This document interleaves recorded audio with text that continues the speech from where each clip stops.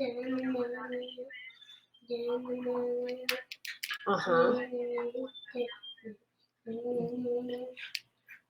I'm just going to go ahead and start the show.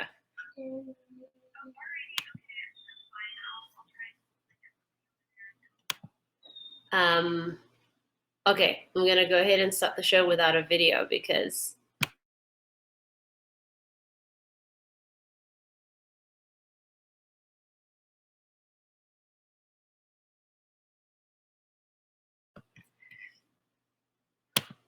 oh, Mommy, that's sad. You're so funny. Yay, I think we're live and we are broadcasting. Hey everybody, my name is Precious and I'm the host of the show called At Our Call with Precious. And I realize that you cannot see me right now. I'm very sorry for that. We're having somewhat of technical difficulties and the people at GetVokl are trying to figure out exactly why that is. If you can, however, hear me, give me a thumbs up or something. Yay, yay, okay. So what I'm going to do really quickly now, because our guest is Heather over here, I'm going to cam down everybody who's not yet commenting and who won't be speaking for a few minutes so that we're able to get to know Heather and introduce her to everyone and get the show going. And hopefully sometime between now and not sure when, you might be able to see me too. And Zuri, because she's right here with me. You want to say hi? Hi. There she says hi. Okay, so I'm so excited to start the show today, and I'm so excited to introduce Heather to you because I have had the privilege of working with her and being friends and learning more about what she does. And so if you read on my social media or if Heather or I invited you to today's episode, then you know that we're talking about trauma, right? And the reason why I felt that this was so important is, one, I'm a person who's had to deal with mental illness for the last, I think, 2 years. I was diagnosed with bipolar about 2 years ago and did everything from being on antipsychotics and going that route and going through different kinds of therapy, from talk therapy to art therapy. I think at one point I did sound therapy and tried everything. You know, you try everything when you're in a space where you want to heal. Religion, this, when it's Christianity, Buddhism, the whole thing. The point is, I've been a seeker, looking for different modalities that would help me heal, because I wanted to do something that would feel natural to me, natural to my body, but I also didn't want to live with the emotional stigma that can come when you've been diagnosed with a mental illness. Because very often, and let me know in the comments if you've had similar experiences, very often when they put you with a certain label, even if you don't have a mental illness label, you live your life from a perspective of I'm broken and there's something very wrong with me and I have an inability to succeed in life, whether in relationships or career or parenting or whatever, because of this big baggage that you're carrying on your shoulders. So what my mental illness journey has showed me and exposed me and taught me was that trauma is something that I've been experiencing since childhood. Having grown up in a home with domestic violence, alcohol abuse, depression, and all of those are things that I embodied within me, and I tried to push down for a very long time out of the need to survive out of poverty, to survive out of those circumstances and build a different life for myself. But that experience of pushing those emotions down and covering up that trauma with success or, you know, I don't know, whatever else I tried, didn't help me. It all caught up with me in the end, okay? And I'm so excited today to be chatting with Heather and to introduce to you what she does, because one, I believe that different ways and forms of healing are good for different people. So it's always good to be aware of what's available, what is out there, so that you can find the best fit for you. For example, my mom is an emotion code practitioner, and that really works for her. And I have friends who love talk therapy. I happen to love talk therapy too, because I love talking in general. So that's also been something that I've enjoyed. And Heather has experienced great success for herself personally and her clients in using the method called Flash. Well, obviously I'm not naming it correctly. Heather, you're gonna come in and talk more about it than I will. But I have had the privilege of having a session, and I later will be able to share what that experience was for me. So this is how we're gonna do it. I'm gonna chat with Heather. We're going to get to know who she is, what her story is, and how she uses the Flash method in order to help herself and her clients. We're also going to have an opportunity, this is why I want to stick around up to the end, to have a, what is the English word for this? Heather, come in with English. A mini demonstration. Yes, demonstration is the English word I was looking for. So we're gonna have a mini demonstration so that you can take away this method and put it in your emotional healing, self-help, self-care toolbox, and it can help you at a later stage, right? Or even today, because you'll learn so much from that mini demonstration. And before we get to the demonstration, you're gonna get an opportunity to, one, ask questions if you have a question in mind, or two, make a comment, because this is a beautiful space to have conversations and share with one another, okay? So Heather, I'm sorry you can't see me. I know you want to see my pretty face. Sorry that that's not the case. And I'm especially sorry you can't see Zuri's pretty face. But we can still continue with the conversation. And the first thing I'd like you to run us through very quickly is your personal story. So by that, I mean, why did you go on an experience or a seeking journey to be able to find this method that you will be introducing to us today? So what is the why? Thank you, Precious. That's an excellent question. So I didn't start out as a psychotherapist, and I didn't start out as a neuroscience researcher. I was actually a filmmaker, and I spent about 15 years of my career working in high-risk areas around the world. So it took me to some pretty interesting places. I've worked with refugees, I've worked with extreme athletes, I've worked with everything in between. But the common thread through all of those experiences is that it had some level of, how should I say, hardship or difficulty that needed to be overcome. And so over, years and years and years of exposing myself to all of these conditions that were sometimes uncertain, sometimes maybe a little bit dangerous, it had a very cumulative impact on my brain. And as I grew older, I noticed that I started becoming more sensitive to things. I started having emotional reactions where I didn't have emotional reactions before. I started noticing physical symptoms, like I started feeling very tired and just worn down, and no amount of sleep could help me recover. And after a while of this, it started getting to the point where I thought, there's definitely something going on, and it's something that I need to address. And so I did all of the things that you mentioned earlier. I got myself a therapist. I went to talk therapy. I, dabbled in Buddhism and meditation and things like that, but nothing seemed to be working for me. And it got to the point where I started noticing some really, really physical symptoms. And so I switched therapists, and I ended up getting diagnosed with complex PTSD. So that was really humbling for me. And if you don't know what PTSD is, it's essentially a situation where you've accumulated so many traumatic experiences that you are in a constant state of hypervigilance. So it means that, you're always anxious, and maybe you notice this like physical energy, almost like the energy you get from drinking too many cups of coffee, for example. And it just was this, I couldn't sleep, I couldn't focus, I knew something was really wrong.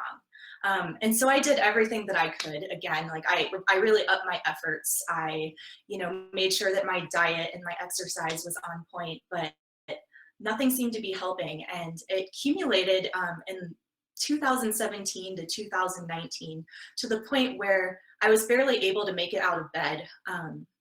I was running a film production company at the time, so my job was very demanding, and I would still go to work, but as soon as I got home, the only thing I could do was lay in bed and do nothing. It really reached a point in 2019, so just last year, about 8 months ago, where I started noticing that I couldn't think at all. I started having chronic pain throughout my entire body. I started not being able to work. And so I ended up leaving my company, having my producer run it in my absence. And I spent most of my time in bed. None of the doctors could figure out what was going on. And I was really scared because I was losing, my job opportunity. I was losing my friendships, and I was even losing my connection to my body and my ability to think clearly. And towards the end of it, it just got to the point where I couldn't even look at bright lights. I couldn't hear sounds because they would cause this incredible pain throughout my entire body. And I actually, at 35 years old, had to go home and live with my parents, who very graciously took care of me. They made all of my meals, and I basically just stayed in bed, and I was in complete isolation. I couldn't do anything. So at that point, I realized that I was going to need to find a solution that worked much more efficiently and much more effectively than anything that I had done before. And as someone who, while I was a filmmaker, I was also interested in eventually making a career shift as a neuroscientist. And so I had been taking online classes and doing self-study, reading a lot of medical journals already in the years leading up to this. And at some point, I was scratching my head and thinking, even though this feels like a body thing, maybe it's a brain thing. And so I started just looking through my textbooks and trying to find any clue that I could to help myself. Well, long story short, along my journey, I ended up talking to a therapist who suggested that I research the FLASH technique. So I went to the FLASH technique website, which is just flashtechnique.com. And I looked at, I tried to find out more information about what it was all about. And what I stumbled upon was what ended up being one of the most advanced and most cutting edge trauma processing techniques in the world right now. It's only 4 years old, and the latest version of it is really only 1 year old. And so I thought, I have nothing to lose, because right now I can't get out of bed. I can't do anything. My whole life felt like it was over and there was no end in sight. So I thought, why not just give this technique a try? And so I registered for the seminar where I would learn and become certified in the technique.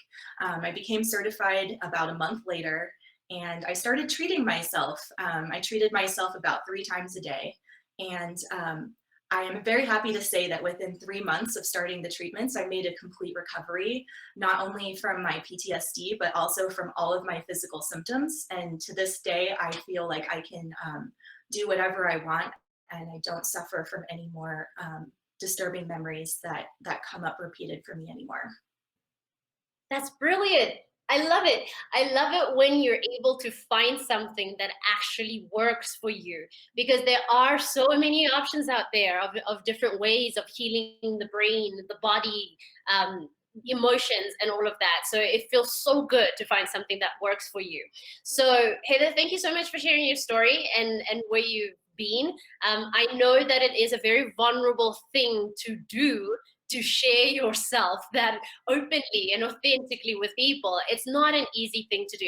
But what I've found with people's stories, and I've shared with this with you privately, is that when somebody shares themselves and shares themselves authentically and is able to say, yes, I was running this production company, but I was also in bed for many hours, unable to get out, and feeling isolated and feeling out of control, and having no complete full-hearted experience of my own life, That's not an easy thing to do and feel, especially if you've seen yourself as a career woman, as a go-getter, as somebody who can achieve things and is all right, and a person whom other people look up to. It's very difficult to be in that vulnerable space where you don't have it all together, where you are struggling, where you don't have the answers, and you don't even know where to find the answers. So what a great thing it is that you were able to find those answers for yourself and had somebody direct you to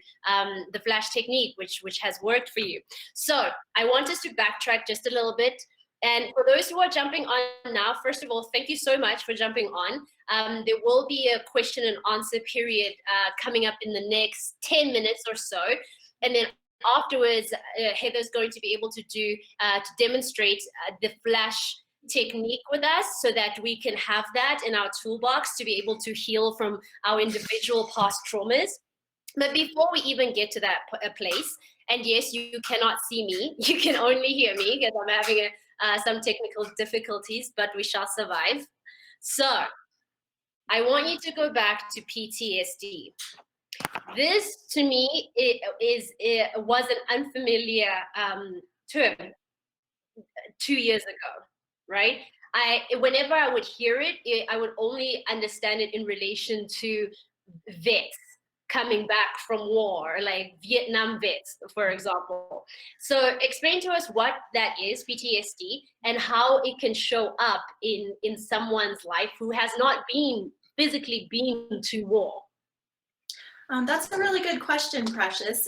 So I'll start with explaining what PTSD stands for. It stands for post-traumatic stress disorder. And it's essentially caused by a traumatic experience that was so profound that your brain wasn't able to properly process it and store it into long-term memory, which means that it's still being stored in raw form. And so what that means is that whenever you, for instance, like let's say that I went to, I was out at the park and I was about to cross the street and I didn't look and I, just narrowly missed getting hit by a car. That could, if that were traumatic enough for me, I could end up having gotten PTSD from something even as small as that, compared to what you said before, in terms of, people going to war and things like that. And so how that might show up for me is that now whenever I walk to that park, I start to, my heart starts racing and, I start feeling nervous and maybe I start avoiding that park altogether. So those are all signs that someone has been traumatized, which is essentially what PTSD is. But whenever you've been traumatized to the extent that it's really starting to affect your everyday life, then there's a good chance that you might have PTSD. And so, let me think, where was I going? So essentially PTSD happens primarily when we feel helpless. And so, for example, if there was a threat that was coming towards me and I either fought that threat or I ran away, it would be very unlikely to cause PTSD. And where we see to defend ourselves against, or situations with a lot of uncertainty that we feel like we've lost our power to manage. So that's essentially, what could cause PTSD. And again, what the symptoms that people might start seeing are, the first symptom might be that, you're having these ruminating thoughts, so you can't get that image or that event out of your head. And secondly, it might start affecting your sleep. You might notice that you're waking up frequently throughout the night, that your heart is racing, that it's hard to calm down even when you're meditating or doing yoga or whatever you do to calm yourself down. You just notice that there's this persistent state of hypervigilance. So it means that you're constantly looking around trying to assess if your environment is safe for you. So Heather, with PTSD, the way you explain it, it reminds me of something my brother had said to me a couple of weeks ago. There's a movie that we watched as kids that was very well known about 10, 12 years ago, called City of God. I don't know if anybody who's watching or listening right now has ever heard of it. It's a Brazilian film about just the life that one can experience living in the favelas.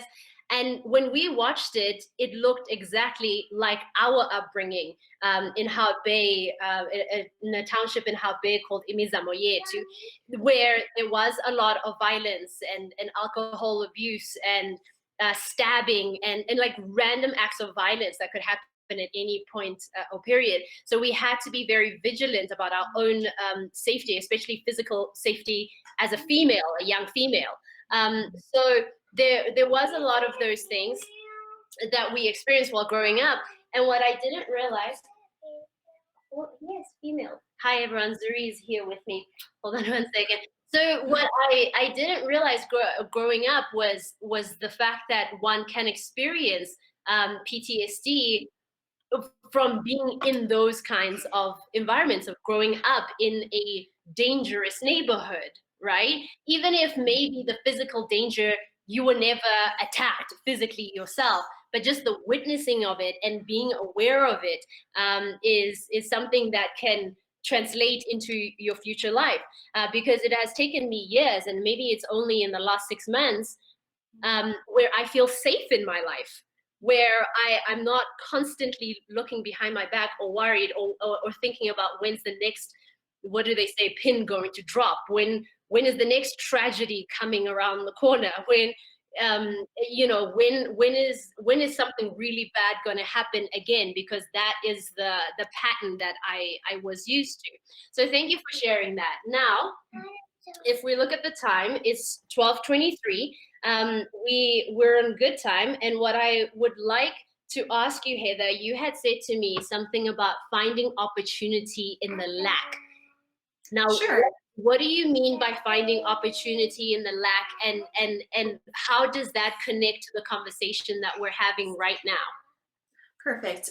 So going back to where you said about, you know, when you are in an environment where you're constantly looking for threat, where you're not feeling safe, your brain is, your emotional processing center in your brain is becoming hyperactivated. And when it becomes overactivated, it will start to focus its attention on the most negative thing in the room. And the reason for that is biological. You know, it's a survival mechanism. If there's a danger, then our brain wants to put its attention on it, because it could end up, you know, saving us from experiencing harm. But the problem with that is that it's meant to be a short-term solution, not a long-term solution. And so if you're in a situation where there's a constant low level of threat, and you know, your brain keeps focusing on the most negative thing in the room, then eventually it's going to train your brain to actually only focus on the negative and not be able to see the positive. And so in order to counteract that, I like to call this brain hygiene, much like whenever you're brushing your teeth, you're taking care of your dental hygiene. And in times like this, where, you know, there are some challenges that are persistent, we need to take proactive steps in order to maintain our brain hygiene. And so the way that we counteract all of these, you know, negative things that are being spread around in the media and the news on, you know, Facebook, things like that, is that we have to consciously focus on the most positive thing in our environment, and, you know, in every moment that we remember to do that. So for example, when I go into the grocery store, now I notice that where there used to be full shelves and, you know, every product that I wanted to buy, now I notice some empty shelves, and I notice some things that aren't available. And so my brain is trained, you know, it's biologically wired to notice those empty spaces. And so what I have to do to maintain my brain hygiene is to consciously focus on the things that are on the shelves. And in the beginning, it's going to feel uncomfortable. It's going to feel a little strange because you're going to focus on what's on the shelf, and then your brain's going to go back to what's not on the shelf again. But I find that if you do it over and over and over again, if you focus on what you can do, what you still have, what you're able to do in every moment, and you constantly redirect those negative thoughts of, you know, I don't have this, or I can't do this, or this isn't available to me right now. If you redirect it to something that is, eventually over a period of, you know, for me, it took about 3 weeks to reach the point where my brain actually started only seeing the most positive thing in the room as its baseline. And I really had to try to look for the lack, because my brain was actually rewiring itself to focus on the opportunity rather than the lack. So focusing on the opportunity rather than the lack is another way of saying amplify the good, and maybe tune down the volume of the negative that is in your life and that you are seeing. Exactly, and we're not doing that in order to be in denial. You know, everyone knows that things are not the same as they were even a few weeks ago. And so it's not meant to, you know, put yourself in a box and ignore what's going on. This is a biological thing that you're doing to actually train your brain the way you would train your muscles. Because in a time of where there is a certain amount of lack, it's very advantageous to have a brain that immediately recognizes the opportunity rather than being hyper-focused on the things that it doesn't have. Okay, brilliant. So you've mentioned the term brain hygiene. So what exactly is brain hygiene? And when I think about it, the visual that comes to mind is brushing your teeth, as I think you had said to me. Brushing your teeth is a routine. It's something that you do to make sure that you have oral hygiene, right? So can you talk more about brain hygiene, explaining exactly what it is, and also bring into focus the current experience we're having globally right now? And by that, I mean, we are all, even though we are physically distant from one another, we are, however, experiencing connection through the internet. A case in point, here we are on GetVokl connecting via the internet, but I'm talking social media, news media, and whatever browsing that you choose to do. So what is brain hygiene? How can you exercise that brain hygiene within that experience? Sure. So the essence of brain hygiene is, well, let me back up a second and let me explain to you a little bit about our emotional processing center in our brain. So it's called the limbic system. And essentially what the limbic system does is it takes material from your sensory organs, like your sight, your smell, your touch, your hearing, etc. But most importantly, it takes the cues from your emotional state. And so for instance, if I am constantly feeling sad because, now, I've lost a lot of things and I'm uncertain about my future. So I'm just feeling sad and anxious all the time over and over and over again. The limbic system isn't your pair of eyes. So it can't see that I'm sitting safely in my bedroom and, while things might be uncertain, I'm still physically safe. Its major cue is my emotional state. So if I'm constantly anxious and sad and I'm getting fed all of these negative messages from the media and from, Facebook and Instagram, then it's actually going to think that my body is being physically threatened after a while. And it will actually mobilize my neurochemistry in order to protect my body from what it thinks is a persistent physical threat. So what we mean by brain hygiene is that your brain is one of your most important organs in your body. It controls everything.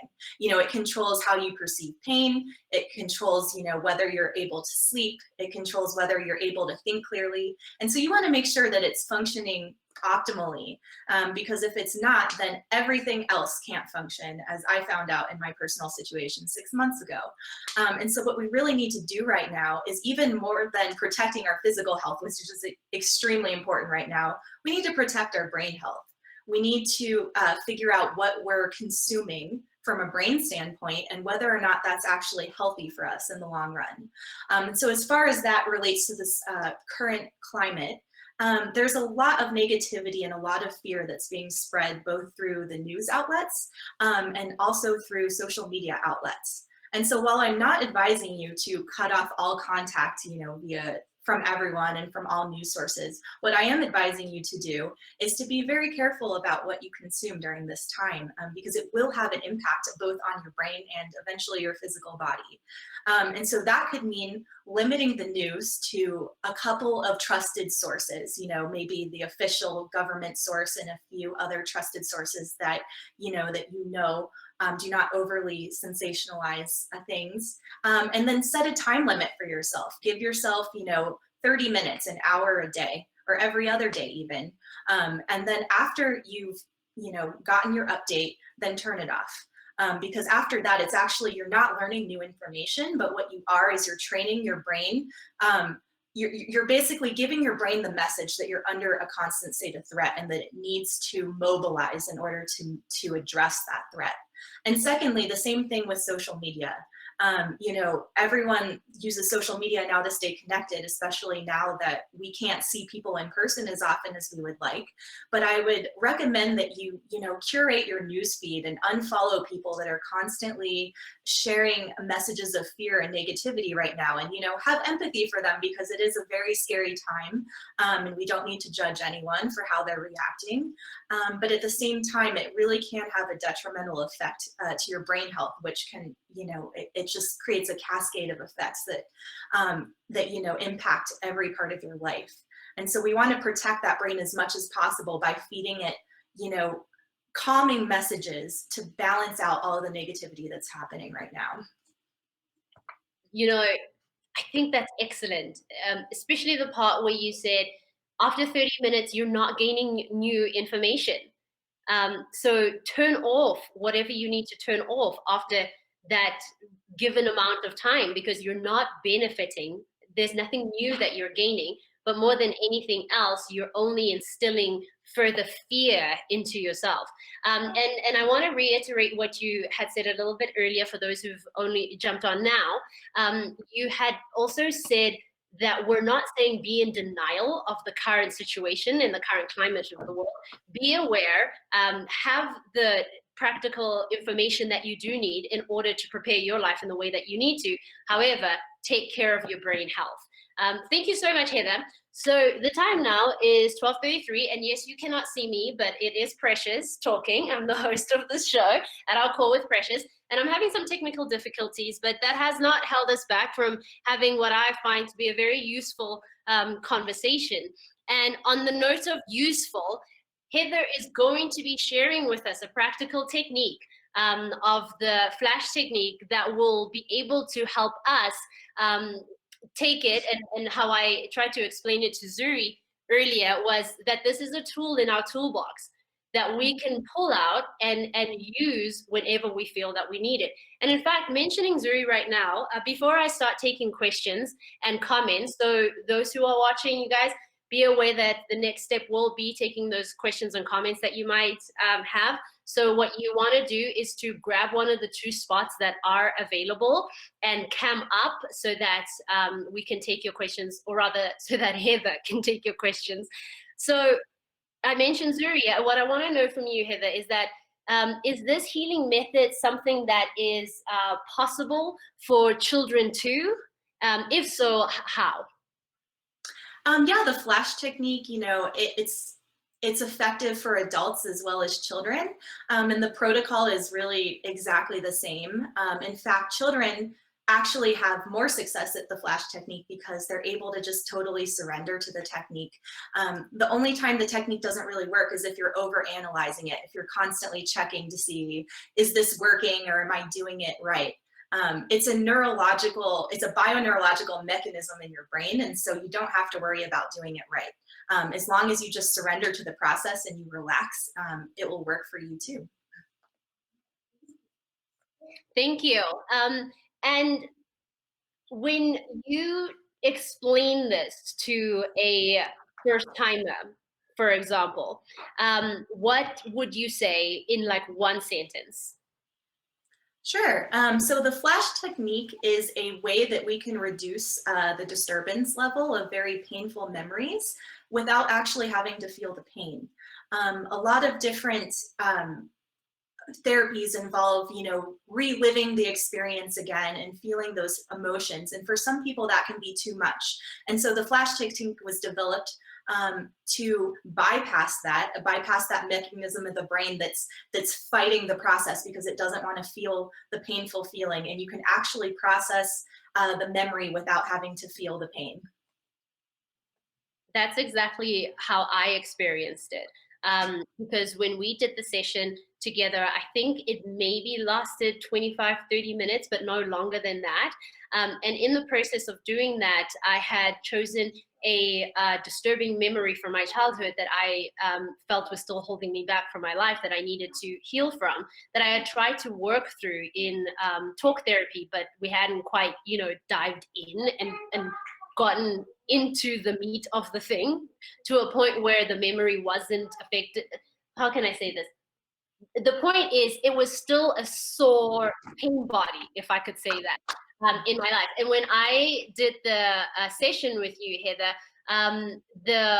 my experience of it was that particular memory lessened and lessened and lessened through the session, to a point where I was able to journal from it from a learning perspective rather than from a perspective of feeling the trauma of that particular night. So thank you for that. Right, guys, so now is the time to come up if you have any questions. You don't have to go into specifics about whatever it is that you want to heal. If you do want to go into specifics, of course, you can go ahead and do so. The topic that we are talking about is trauma and how to effectively heal trauma.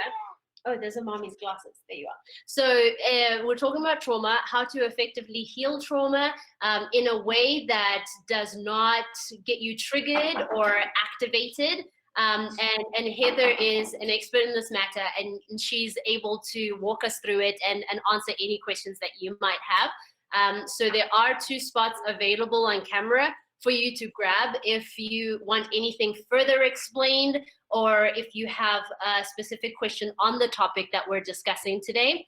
And also, we do have a comment section. So if you feel uncomfortable with asking the question on camera, that is totally okay. Go ahead, use the comment section and ask the question that you have, or make the comment that you feel is sitting heavy in your heart and needs to be shared. And until we get to that point of answering other people's questions, Heather, I wanted to talk a little bit more about our session together and what that felt like. Going into it, I was open, and I feel that with any healing method, it is important to be open to the potential healing that can occur, right? And you already had said that if you don't, kids are great to work with because they don't overanalyze, they just do the thing. So I wanted to come from that childlike perspective of not overanalyzing and not also going into because I sometimes get stuck in a ton of research where I want to see all the success studies and everybody who has the success stories and what. But I didn't do any of that. I just went into it fairly cold as far as information is concerned. And in the experience and the process of doing that with you, as I said, I enjoyed the. Okay, Zuri, there you go. I enjoyed the privacy, and by that I mean you didn't ask questions about what that difficult memory was about. You don't even know, to this day, you don't even know what that difficult memory was. All you had me do is to just think about it for myself as you worked on it. And I really appreciated that privacy and not needing to divulge everything to you in that moment, but to still go through the experience and to still go through the healing experience of what we did together. So I wanted to thank you for that, and I wanted to share that with others so that they're aware of the fact that there's a lot of privacy involved in this experience. So, hi, we have Una. Hi. Oh my gosh, is this how it works? This is how it works, girl. I'm good. Okay, so Umbuzo, sing. Okay. Sorry everyone. Hi Heather. Hello. Hi Precious. If I'd known, I would have been better dressed, but I'm in my onesie. You're fine. Go ahead. And it's 20 to 9 in South Africa where I am. Okay, so my question is, sorry, there's a bit of a delay in the network on my side. That's okay. We can hear you. Okay, cool. So my question, okay, so my question is, I have a traumatic experience from when I was 7 years old. I lost my best friend in a car accident. Like her whole family died, and I was 7. I never went to, like their funeral. There was never closure on my side. And like recently, it's come back to my mind that I never actually went through that. I never worked through that pain. Do you know what I mean? And that grief. But what actually happened from that was I lost my memory from that point. Like even now, I don't remember anything from my childhood, and I think it actually started from that. So how do I work through that without even really remembering it? I don't know if you get the question, Heather, but yeah, like how, because it's not really like a substance anymore, but how do I use that to heal? Do you know what I mean? Yeah, that's a very excellent question. Thank you for sharing. And so as far as the context of what we do with the FLASH technique, if you were to work with a FLASH trained therapist, generally what they would do would be to do a FLASH session on that traumatic memory of losing your friend. And then once that FLASH session has occurred, your brain will actually process this memory that has been stuck and causing you to dissociate, meaning that you can't remember, that you have a type of amnesia around all of the experiences that came after that. And, I can't say until, not having worked with you, but what I imagine might occur is that once you process that original memory using FLASH, it will start opening up those other memories and you'll slowly start to remember things. And then as you're working with your therapist, they'll be able to process one by one, either by using the FLASH technique or by using another trauma processing technique like EMDR. Is Okay. that good, Vanessa? Did you have a follow-up or are you good? No, I'm good. I don't have a follow-up because I want to try the technique. Okay, I want to try the technique. Perfect. Thank you so much. Okay. All right. Thank you. All right, Heather, thank you so much. I think that this is a good time for us to go right into the demonstration and then we'll take it from there. We have about 15 minutes and hopefully the demonstration will be shorter than that. I think it will. Okay, so yes, I will jump right into the demonstration. And due to the time constraints, I wanted to share a visualization with you, and I feel like we may not have time for that. And so what I will do is I will describe how to do the visualization on your own so that you can do that not only before using the FLASH technique if you were to go down that route, but anytime that you're feeling overwhelmed or that you just feel like you need to rebalance. And so what you would do is that you would close your eyes, obviously get into a comfortable state. So you want to be in a room where you won't be interrupted and you want to feel comfortable. And then after that, you want to imagine that you're on a walk that you really enjoy, whether that's a walk in your neighborhood or down a path. And you wanted to imagine that at the end of the path or at the end of the block, you see this building that looks really enticing and you want to go check it out. So you walk down the path, and of course this is all in your imagination with your eyes closed. And when you get to the building, you open the door and you go inside and you shut the door.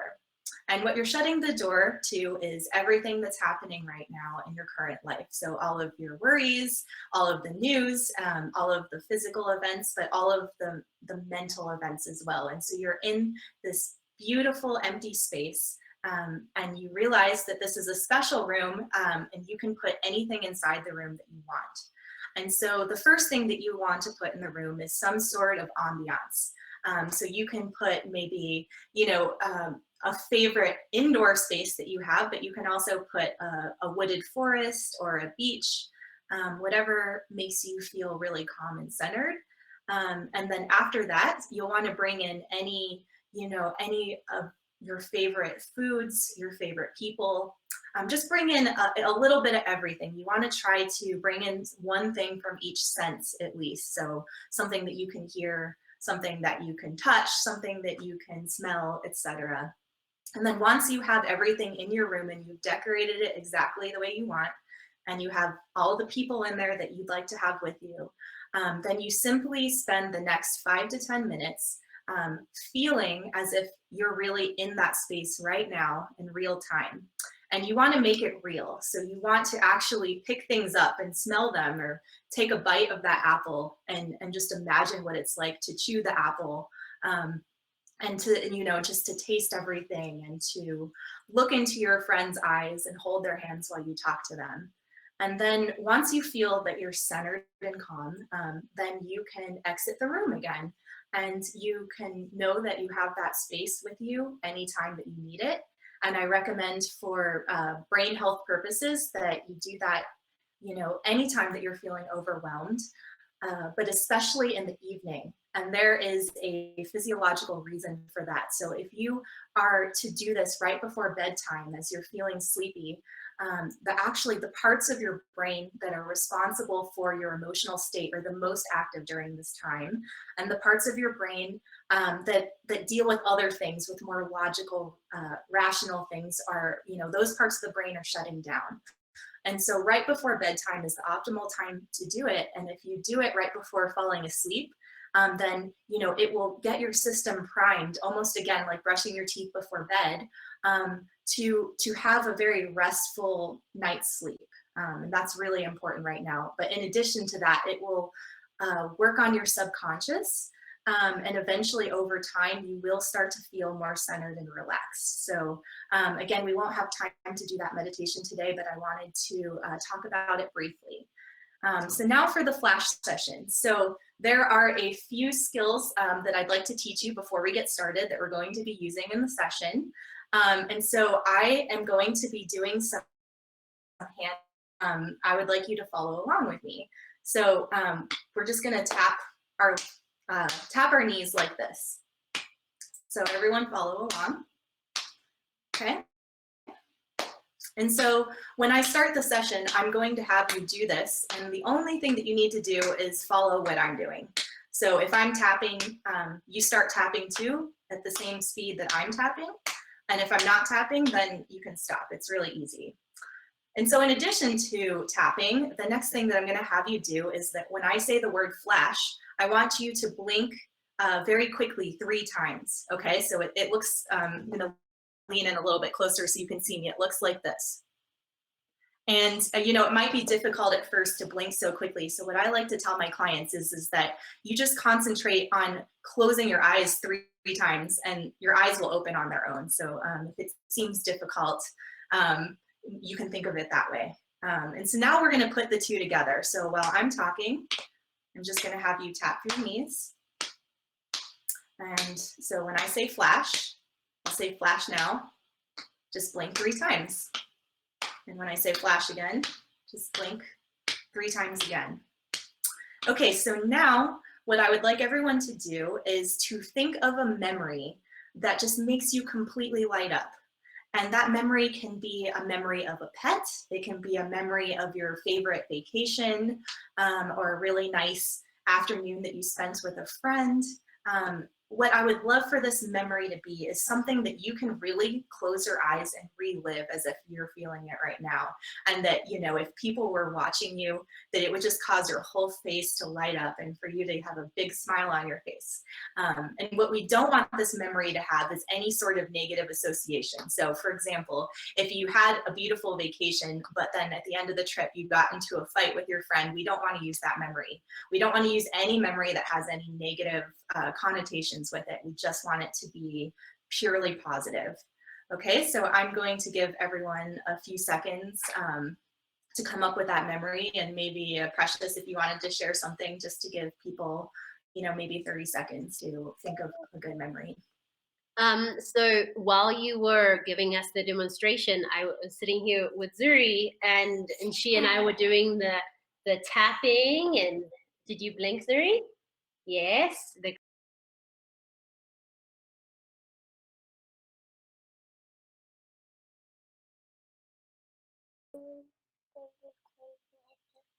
I don't think anyone could hear it because it was whispered. Do you want to try again?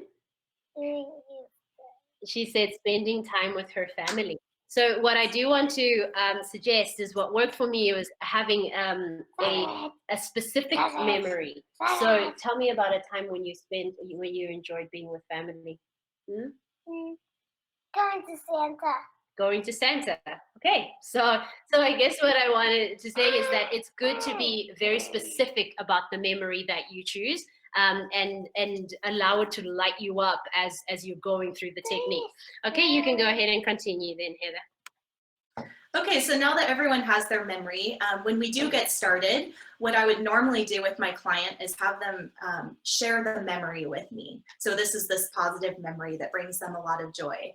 And it's not required, especially in this case where you're viewing remotely, to say the memory out loud, but it can help if you'd like to do that. So feel free to either talk about your memory out loud while we're doing this, or alternatively, if you would prefer to just close your eyes and imagine the memory, it works just as well either way. Okay, so now that we have the techniques, and again, when I say flash, I would like you to blink 3 times as we're going through this process. Now I would like you to think briefly of a memory that has been disturbing for you over the past couple of weeks. And I don't want you to linger on this memory. I don't want you to take the memory and now start thinking about it and imagining it. I just want you to identify it. So I'll go back to that grocery store example that I gave earlier. For me, one of the first things that I remember throughout these past few weeks was going to the grocery store and expecting everything to be normal. And when I got inside the grocery store, I saw that half of the shelves were empty. And even though that's a very small thing, from an outside perspective, for someone going through this, it can actually be really traumatizing because it sort of, in a sense, takes away your sense of safety. And so I want you all to identify, but not linger on, a specific memory of the past couple of weeks that really sort of jolted you and surprised you, and it feels uncomfortable. And you feel like there's a certain meat to it. And it should be a memory that if I were to ask you on a scale of 0 to 10 to rate it in terms of how disturbing it is, I would say it would be something that is 7 or above. And so I will again give everyone a chance to think of that memory briefly, and Precious, if you'd like to add anything in here. Like to add. Zuri says she would like to add something, but I think no, I think we don't have much time for me to be able to add anything, and even if we did, I think this is something that people can do in their own private time, and you've done a good job at running us through it. So what would be the next step?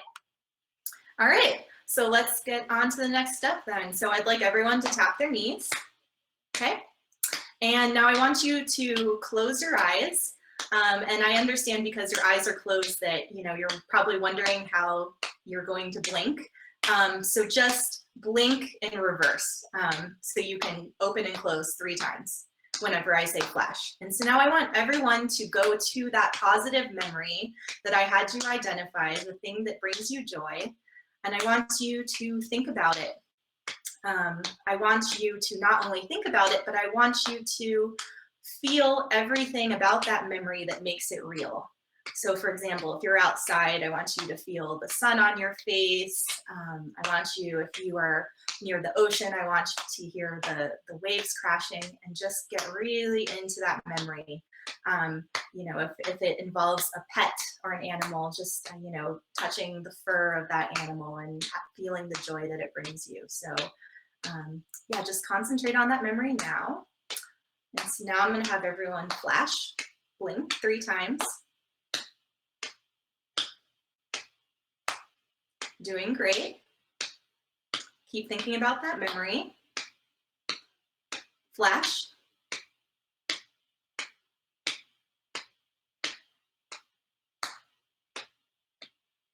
Doing awesome, guys. Flash again.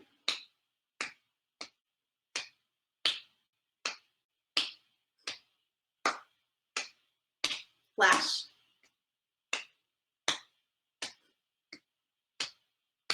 Keep going, you're doing great. Flash. flash. All right, so now I would love everyone to, for a moment, I want you to touch back briefly on that disturbing memory that we identified earlier. And on a scale from 0 to 10, 0 being not disturbing at all and 10 being so overwhelming that you can't even think about it, I want you to rate how disturbing that memory is for you now. And I want you to notice if that memory has changed at all, okay? And, you know, don't linger on it, just touch on it for a second. And once you have your rating, I want you to start tapping again. Go back to that positive memory. Go back to that vacation or your pet or anything else that brings you joy. Close your eyes. Okay.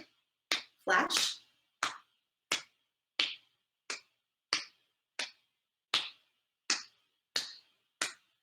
Flash. You're doing great, guys. Flash. Keep thinking about it and feeling it as deeply as you can. Flash.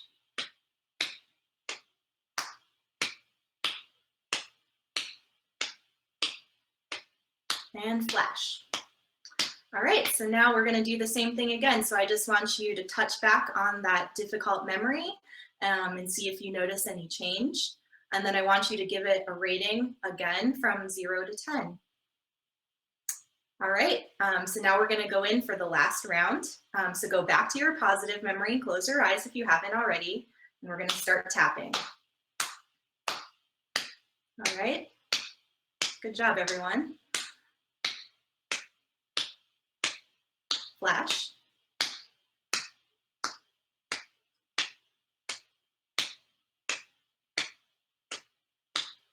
Flash. Keep thinking of that positive memory. Make it real.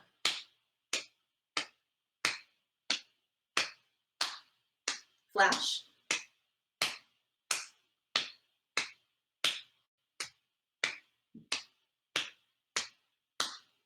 Flash. And flash. All right, so now for the final assessment, I want you to touch back on that difficult memory and see if you notice any changes. And those changes might mean that it feels further away, or it's not as disturbing anymore, or maybe it seems like you're seeing it on a TV screen, but you're not immersed in it anymore. And give it a final rating from 0 to 10. And so that is a very sample, or it's a very, simplified version of what the flash technique actually is. If you were to do this with a practitioner, then there are several steps that we didn't cover, but that should have given you a small taste of what the flash technique has to offer. Thank you so much. And before anything else right now, what I do want to share is that this to me feels so important for us as grown-ups who have gone through trauma in our lives, but I also find that it's really important for children. My kids went through a very traumatic experience 2 years ago with a car accident with me, and I find it difficult, maybe it's just me, but I also think it is for them to go through talk therapy in order to heal from the memories of that car accident. But this, the flash technique is such a safer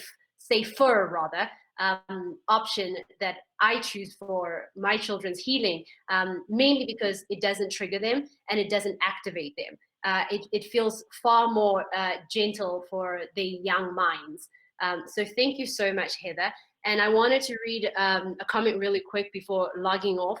And this is the comment from Perveen. And she says she's using her husband's account, Ahmad Saidi, and it says, Heather has helped me overcome a traumatic event. I suffered a traumatic birth 2 years ago and was pregnant soon after. I had severe PTSD, which held back from enjoying my current pregnancy and the upcoming birth. with Heather's technique, the memory has lessened, and because she has made me feel safe and provided the privacy I needed to heal. I didn't need words to describe, but rather reflect in in sync my body with my mind. She helps us control our mind before it goes to a dark place by utilizing our body and connecting it with our mind through positive thinking. And lastly, the other comment is that Heather needs to come back for another session. People need such help. And I think that is the best note to leave this on. And if you want to get in touch with Heather, her email, if you can write your email down in the comments again, Heather, that's how to get in contact with her. If you feel that you need more guidance in how to do the flash technique. What she has, what I do know is that this is something that you can do for yourself, but it's also very helpful and useful to have guidance.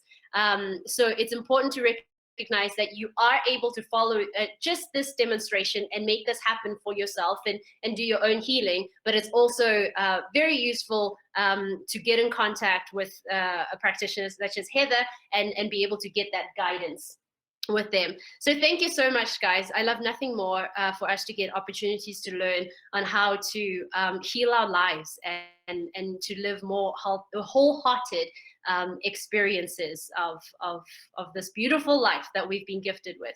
Heather, thank you. This will not be the last time that we see you on here. And I appreciate your time. Thank you, Precious. It was an honor to be a part of this. And we will be back next week with another episode that is going to help each one of us to live, as I've said, wholehearted lives. Thank you so much for everybody for watching and for your patience with the technical difficulties. I do hope that next week I will also be visually on the show and not only audibly. Follow me on Instagram, Precious Coffee Official, which is where I will post information about next week's episode, which will be 12 p.m. Mountain Standard Time and 8 p.m. South African time. Thank you so much. Bye.